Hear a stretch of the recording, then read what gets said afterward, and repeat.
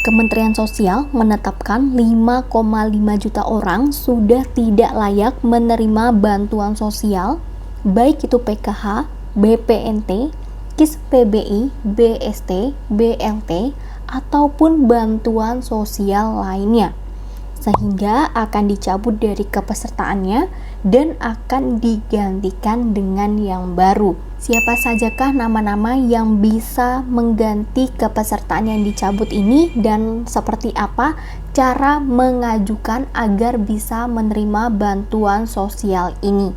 Semua akan kita bahas satu persatu di video ini. So, simak video ini sampai selesai dan jangan di-skip-skip agar teman-teman tidak gagal paham dalam menerima informasi.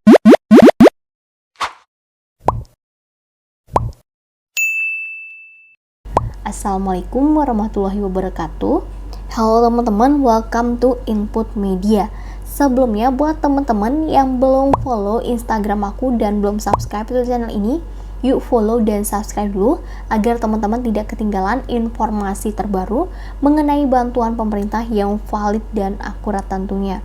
Dan bagi teman-teman yang ingin mengetahui informasi lebih lengkap mengenai program Kartu Prakerja, teman-teman bisa cek aja di channel aku yang pertama, yaitu channel Indah Yusni. Linknya akan aku taruh di kolom deskripsi video ini. Oke teman-teman, di sini kita lanjut ke pokok pembahasan kita, di mana kemarin Kementerian Sosial sudah menetapkan ada 5,5 juta data orang yang tidak layak menerima bantuan sosial, sehingga ini dari Kemensos akan mencabut kepesertaannya dan itu artinya tidak akan mencairkan bantuan tersebut lagi kepada 5,5 juta data penerima bansos ini dan akan digantikan dengan penerima yang baru. Sehingga di sini kita akan menginformasikan juga bagaimana sih caranya untuk menyanggah orang-orang yang dianggap tidak layak mendapatkan bantuan sosial di sekitar teman-teman dan bagaimana juga cara mengajukan atau mengusulkan agar teman-teman ini bisa mendapatkan bantuan-bantuan sosial ini. Oke, di sini teman-teman aku informasikan dulu. Untuk dari informasi dari Kementerian Sosial ini mencatat ada 5.517.871 orang tidak layak menerima bantuan sosial. Hal ini didapatkan dari 64.697.051 data yang tercatat yang telah ditidurkan atau dinonaktifkan. Nah, yang ditidurkan ini ada sekitar 64 juta data ya teman-teman. Artinya banyak banget data yang ditidurkan oleh Kementerian Sosial yang sudah tidak layak, karena ini usulan dari cek bansos tadi, ada dari data usulan ataupun dari data sanggahan. Sehingga dari pemerintah ini sudah bekerja keras ya dengan sistem adanya aplikasi cek bansos.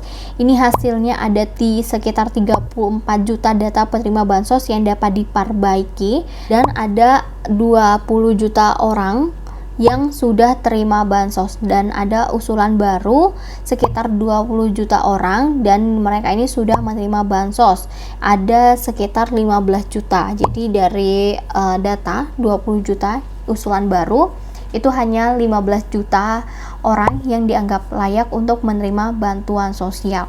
Dan di sini dari pemerintah sendiri menginformasikan bahwa dari aplikasi cek bansos ini ya artinya bekerja karena ada masukan-masukan juga dari masyarakat atau tetangga dari penerima bansos ini yang melakukan sanggah. Sebenarnya mereka itu tidak layak mendapatkan bantuan sosial, namun mendapatkan bantuan sosial seperti tempat tinggalnya ini layak ataupun bagus, tapi masih mendapatkan bantuan sosial, sedangkan teman-teman atau tetangga lainnya yang lebih layak ini tidak mendapatkan bantuan sosial. Nah, di sini dari aplikasi cek bansos atau melakukan sanggah di aplikasi cek bansos ini didapatkan hal-hal tersebut. Jadi ada yang tidak layak malah mendapatkan bansos, sedangkan yang layak mendapatkan bansos.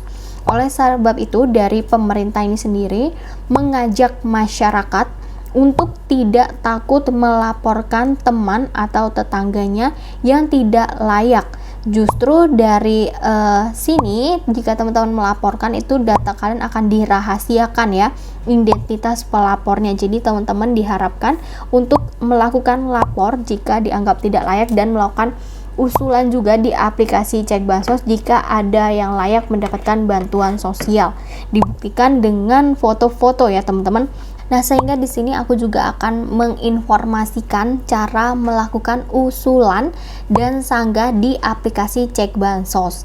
Yang pertama, teman-teman bisa download dulu aplikasi Cek Bansos ini ya di Play Store ataupun di Google Play kalian. Nah, nanti teman-teman tinggal buka aja aplikasi Cek Bansosnya.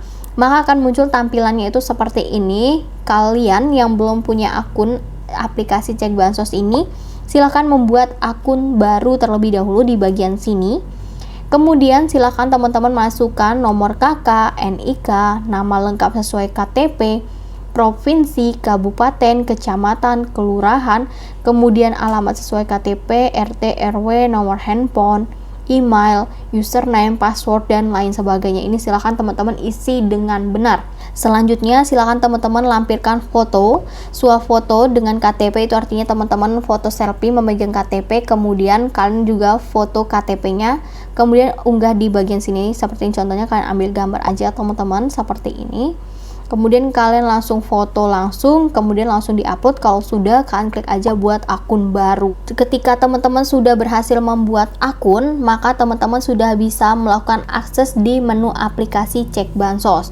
Teman-teman bisa memilih menu tanggapan kelayakan.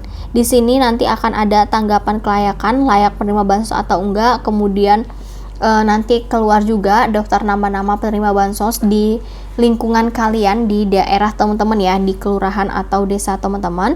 Maka nanti akan muncul nih daftar-daftar nama penerimanya dan juga status beserta periode, baik itu nama, kemudian dia dapat bantuan apa, kemudian pencairannya kapan, itu akan ada semua.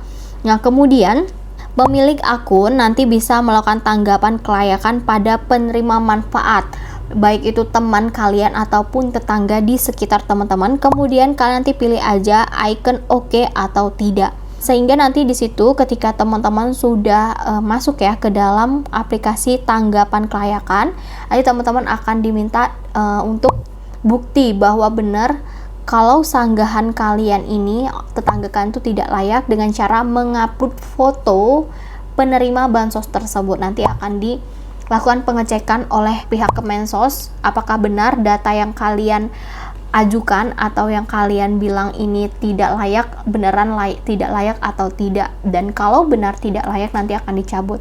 Nah, ini contohnya 5,5 juta data ini sudah tidak layak ini karena data-data ini hasil dari sanggah teman-teman yang ada di lingkungan tersebut yang menganggap bahwa tetangganya itu tidak layak mendapatkan bantuan sosial. Kemudian kalau teman-teman ingin melakukan daftar usulan, teman-teman bisa juga melakukannya di aplikasi Cek Bansos. Kalian klik aja daftar usulan.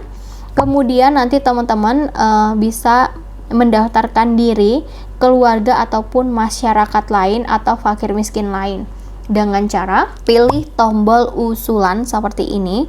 Kemudian data yang berhasil diusulkan akan memuat nama, NIK, dan juga status kesesuaian Dukcapil, kesesuaian wilayah dengan pengusulan kartu KK.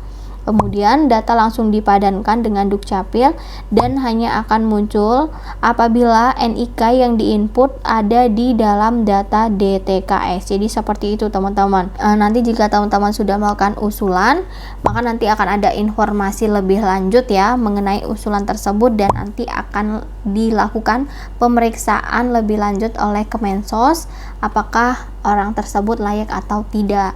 Oke, jadi itu informasi yang bisa aku sampaikan. Semoga informasi dan tutorial ini bermanfaat buat teman-teman. Jangan lupa untuk tinggalkan like dan di-share ke teman-teman lain agar lebih banyak yang tahu mengenai informasi ini. Wassalamualaikum warahmatullahi wabarakatuh.